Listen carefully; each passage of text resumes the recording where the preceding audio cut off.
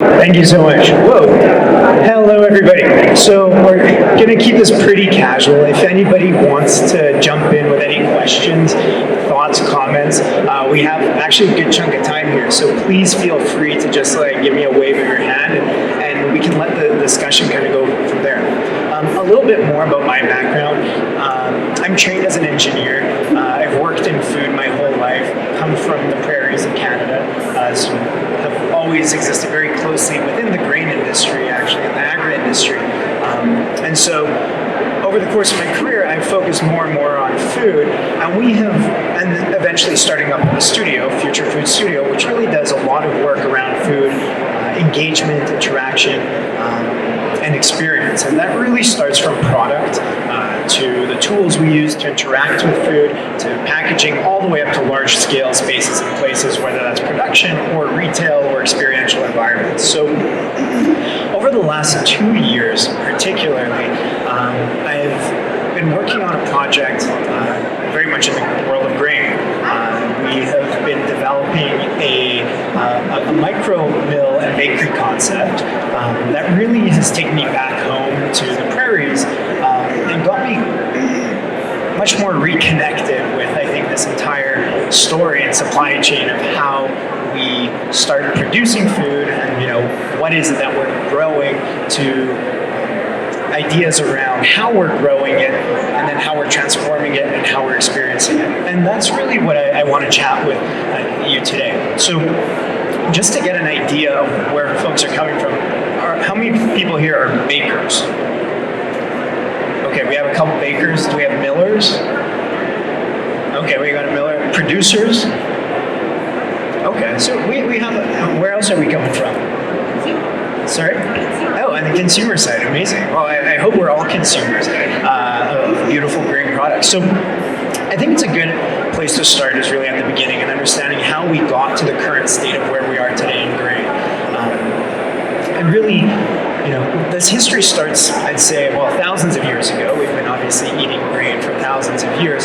But in the mid-1950s and 1960s, we found ourselves in a position where hunger and starvation were very real issues, particularly within Southeast Asia. And at the time, we had a coalition of plant scientists, biologists, come together to really say, hey, how can we save 1 billion people from starvation? And that really led to what we call the Green Revolution of the 1960s. And so during that time, it was led up by Dr. Norman Borlaug, who eventually won a Nobel Prize for this. But we developed new ways of growing food with a focus on wheat and rice. And really the ambitions at the time were around the idea of, hey, what happens if we utilize the land that's already being used, but we can grow crops that are higher in yield, can grow much faster, and just generally feed more people with the same amount of resources or labor. And so that's exactly what happened. Norman Borlaug is credited with saving the lives of 1 billion people.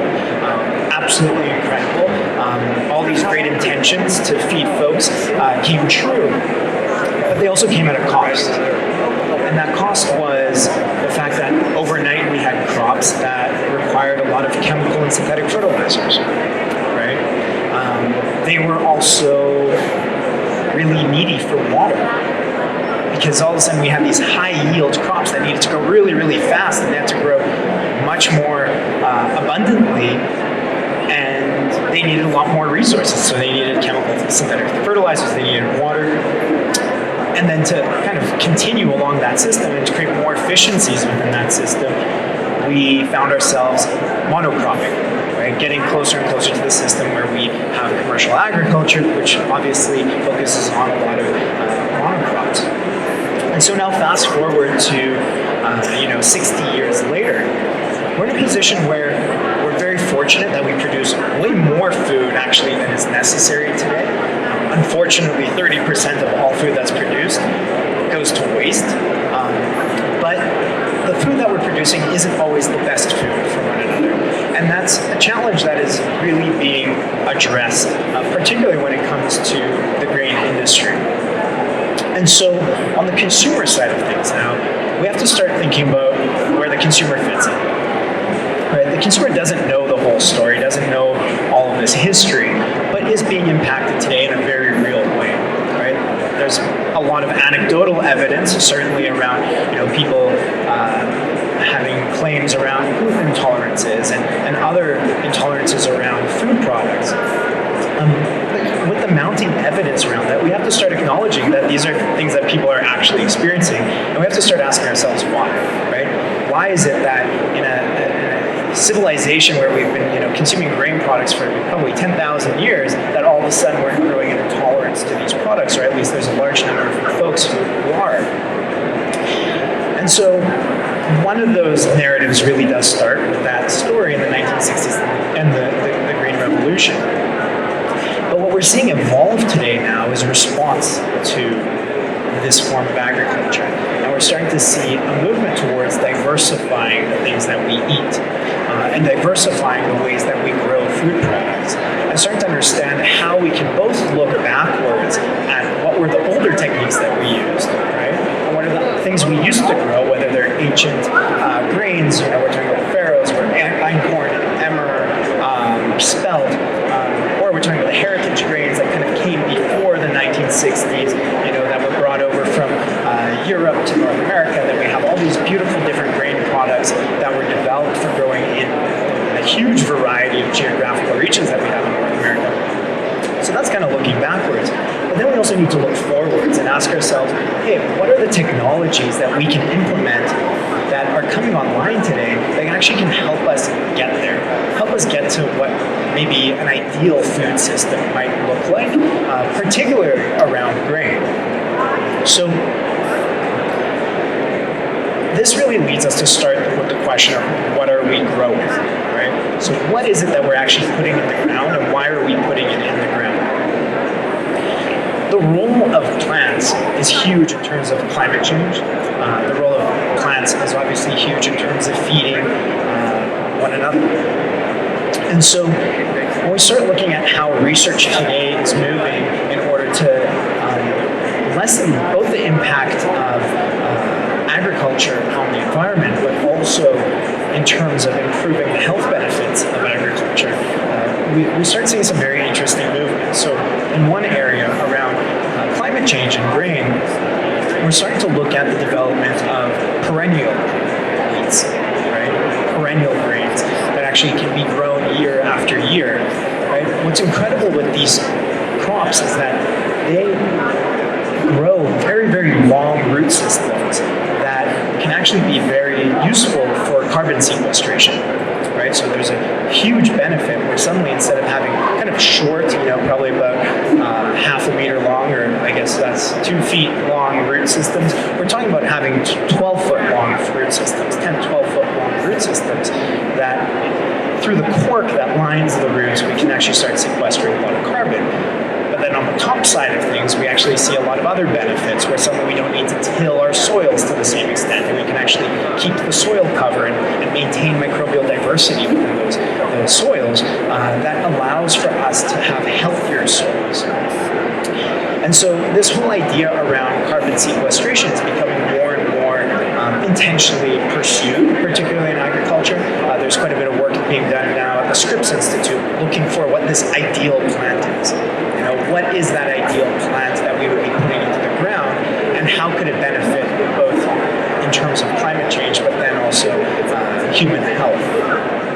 But what we can't forget is that these crops are coming from somewhere, right? So traditionally, we're having these breeding programs where we take different grasses and we cross them over maybe with some wheats, and we start combining and start pulling for traits that are desirable, whether that's disease resistance, right? We might look at rust in grain or something, or we're looking at yields.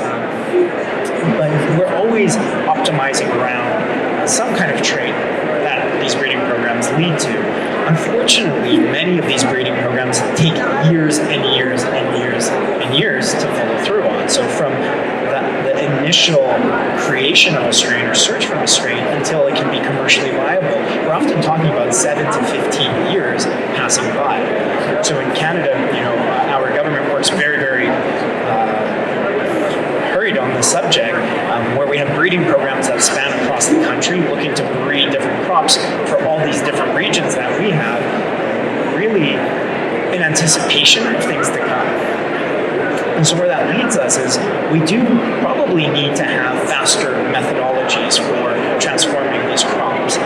And one of those methodologies obviously has a lot of sensitivities to it, and that is the introduction of genetically modified organisms. Right, so if we are really thinking about what GMOs are, they are essentially plants or food products or organisms that have an exogenous DNA set, so like a DNA set that doesn't belong to them, taken from another organism and brought back in. Right, so we can actually take, say, a disease resistance from another plant and then splice that directly into the DNA sequence of, say, wheat, and then we would actually have that resistance.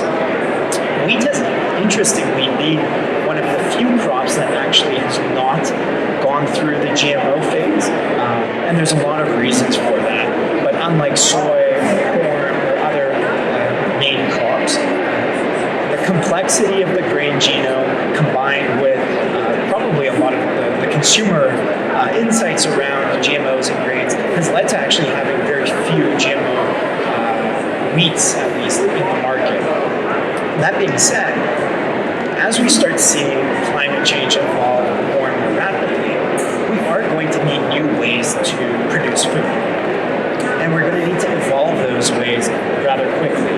And so where we might see some folks going after farming methodologies, others looking at, how can we produce lab-grown meats, right? How do we take that strain off of animal agriculture? The grain industry also is going to have to respond to these changes. And there is a real opportunity in using genetic mechanisms in order to evolve these products faster, but in a way that maybe is a lot more educated and a lot less scary for the consumer.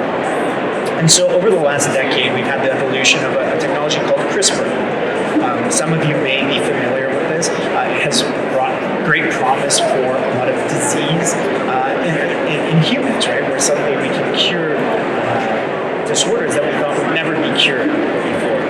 That same technology, which essentially is a little enzyme that comes in and can insert DNA, cut out, and then insert DNA in exactly the spot that you want it to, can be used in agriculture as well.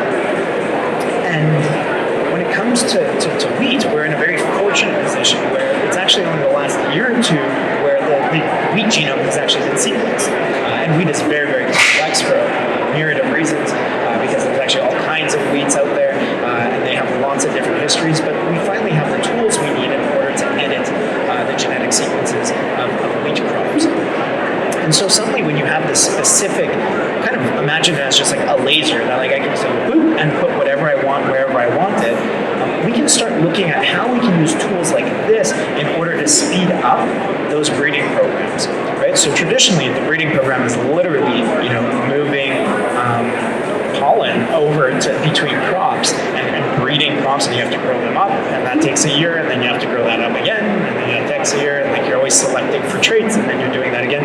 In this case, we can speed up that process because we can suddenly say, hey, these are the two plants that I want. I can actually insert the same genes from the same plants, right? So it's not this foreign thing. It's not coming from some spruce tree or something. It's coming directly from another wheatgrass. But we can actually speed up the process of those breeding programs. And in an ideal world, that would bring, a commercial crop online now within a year to 3 years, right? And suddenly that gives us a tool that could allow us to evolve our crops much faster, and particularly in light of being in a world where climate change is becoming more and more real. We are going to need tools like this in order to continue growing food. And it's a very epic reality that we do have 10 billion people who will be on this earth by the year 2050. We currently have about 8. And we're going to need food. We're absolutely going to need food, and we're going to have to figure out not only how to grow it, but also how to get it to this earth. And so there are a plethora of companies now coming online that are really, really studying these things, and they're being funded very, very heavily. Some of you may be familiar with the growth in the ag tech sector, but this is kind of a new area where Silicon Valley is throwing a lot of money. One of those is a company called Cebus, and for them, they're really focused on gene editing without the introduction of foreign materials. In this case, though, if we're looking forward to the future and we're acknowledging, hey, there are these changes that might be coming online, it does become more and more the onus of producers and those who transform food to educate the consumer. Right? So rather than waiting for a backlash to happen, carrying the consumer along these stories and these narratives as they're happening is actually very, very important. And we are fortunate right now where that is a dialogue that's already happening, but it's something that each of us really needs to think about and make sure that we know is happening. Because if we think that things are going to look the same 10 years from now as they do today, we're absolutely insane. But it becomes even questionable if things will look the same a year from now than they do today. Right? We really do have to acknowledge that these industries are changing, and for good reason. And so as the consumer, though, is more and more concerned with where food's coming from and what their food is, we're starting to see an emergence of all types of designations that are actually putting a lot of pressure on the way that we produce food and the way that we transform food. Right? So the obvious ones are things like organic, which is a label that I think means a huge number of things. And from the consumer side, I think the consumer is also becoming more and more aware that organic has maybe a lot of different meanings. And as somebody who works very, very closely with farmers and producers, there's very different reasons why people have an organic farm. Some could be in it because, it increases the value of their crops in a huge way, while as others really just don't want specific chemicals or fertilizers on their farm because they have small children. Right? There's very different motivations as to why, and then the level of effort that a grower might put into having an organic farm is very different as well. So we're starting to see now this emergence of this glyphosate residue-free designation, which actually a lot of larger producers are starting to demand from producers. Manufacturers are starting to demand from producers, which is an interesting one because that really is at the core of a lot of what organic farming is meant to be. But now we're being really precise with the language, and we're saying specifically the consumer is demanding that glyphosates are no longer present, which is honestly nearly impossible based on just our history of farming and agriculture, and to the extent of which,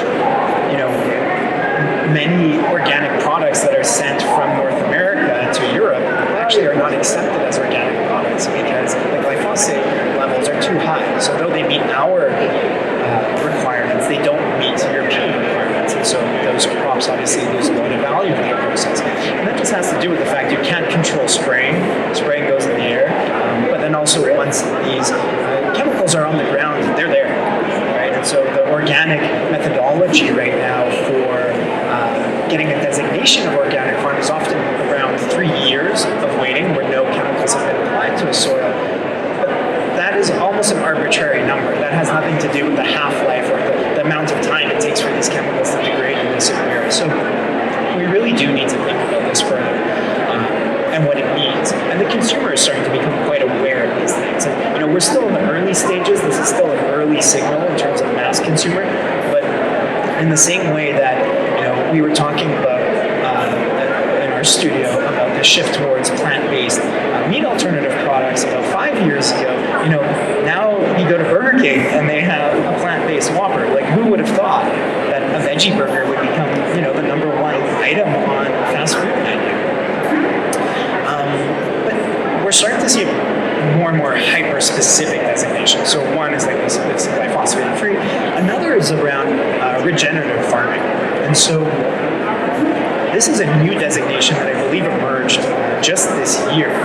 But it's something, again, that we do need to pay attention to. Again, it's coming from a consumer demand saying, hey, we want to understand. We know we don't know all the details of what this means, but we want to understand at least where our food is coming from and how it's affecting the world around it. And there is now more and more of an understanding coming online around regenerative farming methods. And when we talk about regenerative farming methods, we're really thinking about how to build up the organic material in our soil, right? How do we maintain the integrity of the microbial ecosystems within our soil that allow for us to continue possible way. So these designations, obviously, in order to have them, producers and farmers have a lot of obligations on their hands that are actually costly. They do cost them a lot of money. In some worlds, that actually is a value add, so they can actually recoup that cost, as they're selling through into the system. But there is a lot of fear about, making those investments and not getting those returns on investment. And so that leads to the thinking around how the onset of a lot of automation and robotics can actually help ameliorate those challenges. Often when we think about farmers, we don't necessarily think of the most tech-forward individuals, but that is really not the case. If you go to an average farm, 1,000 acres or something like that, 2,000 acres, that farmer probably has a tractor that is automated, that is, linked to satellites, that basically he maps exactly where he wants to plant his stuff. He literally sits in the tractor, listening to the radio, bouncing along, making sure that, as the day goes on, that the path doesn't shift too much because of the satellites. But there's incredible tracking that happens for an average farmer. And as they level up a little bit further, they start getting into precision farming technologies. Precision farming looks more and more like a video game, and it's incredible how it works. You have these platforms that can basically map out your entire land, all your land, and you can really designate out where each of your crops are.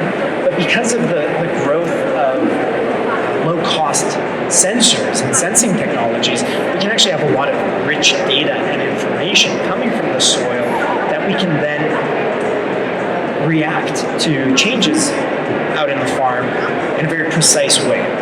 Meaning, if I find that I have a certain acreage that is a little bit drier than the rest of my crop, I don't have to go and water all my crops. I can go water that specific acreage.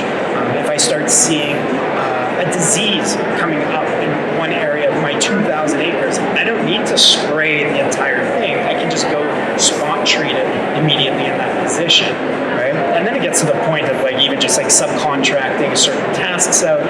We start having predictive environments where suddenly we can see this is the forecast coming up. This is the window that you shouldn't apply, say, any fertilizers to your crop because it's going to get all washed away and go into the groundwater. That's not great. So wait until this point. So we're starting to see farmers utilizing more and more of these types of technologies in order to increase the efficiency of what it looks like to run a farm. And often those are being applied to conventional farming techniques, but these tools are also giving a lot more power to these other techniques like regenerative farming, organic farming, and really driving down the cost of what it means to use them. And then as we start kind of pushing a little bit further future out, we're starting to see, and this isn't even that far out because it's already happening, but we're starting to see the introduction of automation through robotics and drone technologies, right? So obviously labor is a huge issue on farms, particularly in North America, but really all over the world. And we're starting to see robots that they can go and perform labor 24 hours a day. And because we have incredible image sensing technologies, because of the advent of artificial intelligence, where these robots can actually learn what they're looking for, and they can actually adjust their behaviors according to their learnings through the process, we can actually have very, very smart farm systems. So suddenly, imagine being able to run an organic farm that actually doesn't need to have any tilling happening, right? Tilling really disrupts topsoils. But you have a robot that can just basically crawl through and actually pick out weeds one by one, because it can identify what's meant to be kept and what's meant to be thrown away. Right? These are very real beneficial tools and technologies. And so I'm still talking about kind of the context of North America, where we have modern farming as a standard, but we also do a lot of work in developing countries. We were just down in Paraguay recently working with small soft fruit producers who, they might have a plot that's like half an acre, it's not very much land, but that's feeding their whole family for the whole year, whatever they're selling from there. The challenge is, right, they're borrowing money in order to grow those crops, and so they're very, very sensitive. If that half acre, collapses, they're done for that year, and it's a big problem. But we're starting to see how very simple technologies can enable them as well. So just having your cell phone, right, and being able to take photos of plants that are in your plot, if you're starting to see things and you don't necessarily have an understanding of what pathogens might look like on your plants, you can just take a photo with your phone, immediately find out what the challenge is, and then get the treatment immediately into your crop so that you're not losing an entire crop, which is a huge challenge for these types of subsistence farmers. So the technologies are starting to come in at every level of farming. So it's these small subsistence farmers. We have kind of what's called the family farm, the mid-sized farm, and then obviously the large-scale conventional farmers. Because they have the scale, they've already been bringing these in. And then again, as we start moving further and further, we start seeing some interesting technologies around automation, such as robotic bees, right? Being in a world right now where we have watched the evolution of bee populations collapsing, and we know how important these bee populations are in terms of agriculture. There have been researchers at MIT who have really looked at how do we create a replacement for bees. And some of you may have seen that Black Mirror episode, I'm not sure, but that's very real research. That's very real, and that's happening right now. So it's essentially having these little autonomous insects, let's call them, that can fly around and pollinate plants, right? And they're doing it kind of randomly, and they're self-powered, and we can just throw them out there. And so, we're kind of seeing the research world, at least, and industry go kind of along two paths right now. One path is saying, hey, we're going to do everything we need to do in order to ameliorate climate change, across the board, right? 14% of carbon emissions are coming from agriculture, so agriculture does play a huge role in that. And then we're going to create all these systems that really embrace kind of the new form of agriculture. But then there's a whole other pathway that's saying, hey, climate change is real, and it potentially is going to get a lot more extreme. And so then we are going to need these more extreme solutions, whether we're talking about genetic modification or splicing or CRISPR technologies, or we're talking about things like robotic bees. So it can go quite far. And so kind of the question of what do we do with all of this, right? This is, there's a lot of ideas in here, there's a lot of information in here, but what do we do with it? Well, in particular, I think there's a very special role of bakers in this kind of ecosystem of food, and particularly around grain, because they are at the nexus between the consumer and the producers. Often they're in the position where they're the first line of contact with the consumer. And there's a very incredible role, both in terms of educating the consumer and getting the consumer to understand what is going on and why these things are happening, but also not feeding into consumer fears that aren't necessarily predicated on real things or real information. So there's this very frontline aspect. There's also the aspect of going backwards to producers and demanding products that give them the tools they need in order to both, value add for their businesses, but then also communicate in the best ways possible with the consumer.